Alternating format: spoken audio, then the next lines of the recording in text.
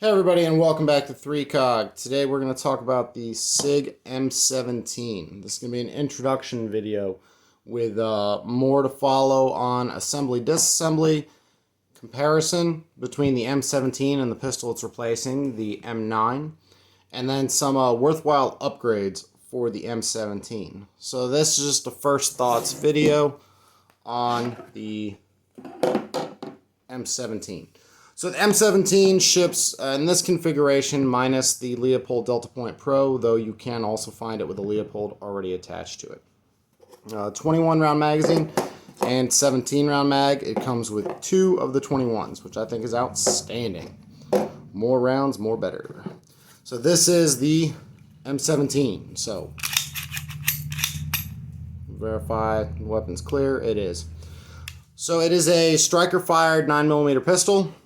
As I said, 17 and 21 round magazines. Has a manual safety, which was stipulated in the military handgun trials, their procurement process, and it had to have the safety.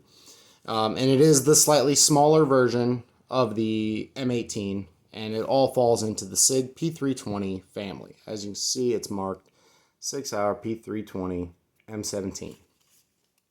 So I actually attended a class on the M17.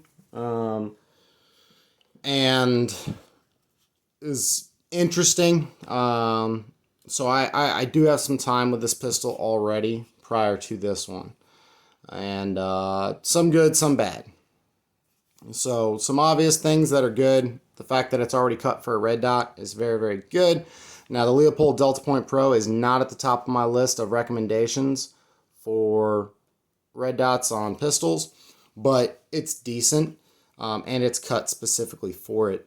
And the military handgun procurement stipulated it be cut for Leopold, which is interesting that they went with that instead of the RMR Type 2 or that base, which then would also accept Holosun.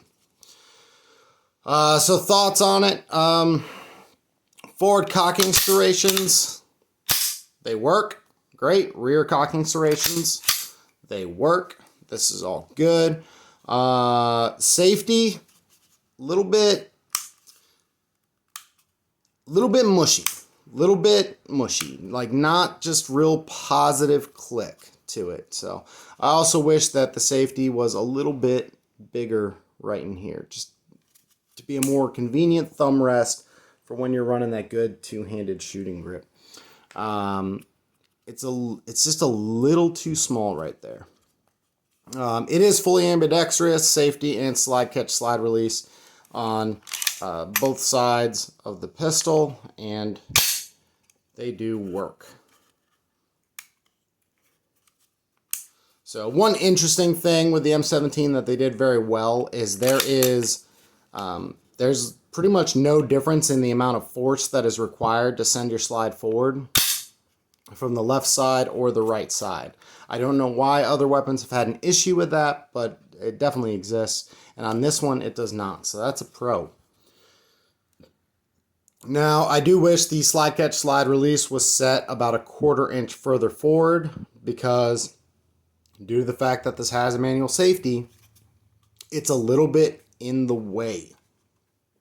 Like trying to get to it when you conduct a reload, and you take your next mag and slam it in, you gotta kind of reach over your safety to get to it. Whereas if it was set just a little bit further forward, I'd just be able to go up to it.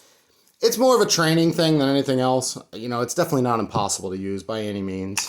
People who get paid way more than me to test this stuff out are the ones who made the decisions to do this, so. But, yeah, some slight complaint. I also wish this was slightly larger. I am absolutely in the camp of using the slide release instead of slingshotting. However, with a micro red dot on it, you do have the option of using the optic body. Not necessarily the best thing in the world to do, but you do you. All right. The trigger. So I'm disappointed in the trigger.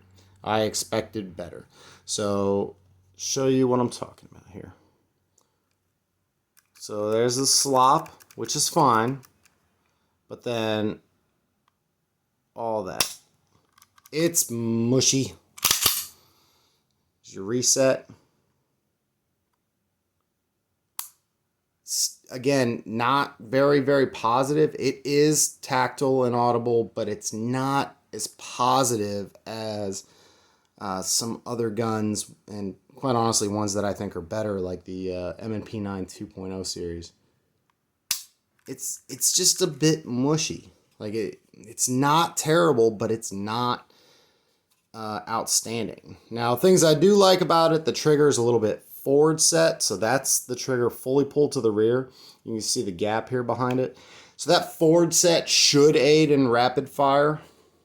As you can see, I have no issues reaching anything. I have above average man-sized hands, and I can reach everything. Like I said, that slide catch is a little bit annoying. But yeah, I wish the trigger was better. This doesn't matter. Like the little take up, I don't care about that. I care about what it actually feels like pressing the trigger. And it's just not a clean break. I really wish that was better.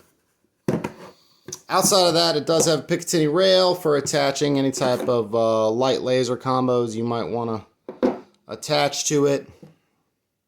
And it is an extremely, modular handgun. So, like I said, check out my other videos for assembly, disassembly, changing out the grip, and then a discussion of the differences between the M9 and the M17. If you're used to the P320 setup, then I think this is going to feel better for you. If I was going to be running this, I would really want to change this trigger, and that's not something that I necessarily want to do on a carry or duty gun. So that's kind of disappointing. But yeah, so that is the M17 from SIG. Thank you all very much for watching. Please like, share, and subscribe. And I'll see you next time on 3COG. And let me know if there's anything I didn't address that you think I should have.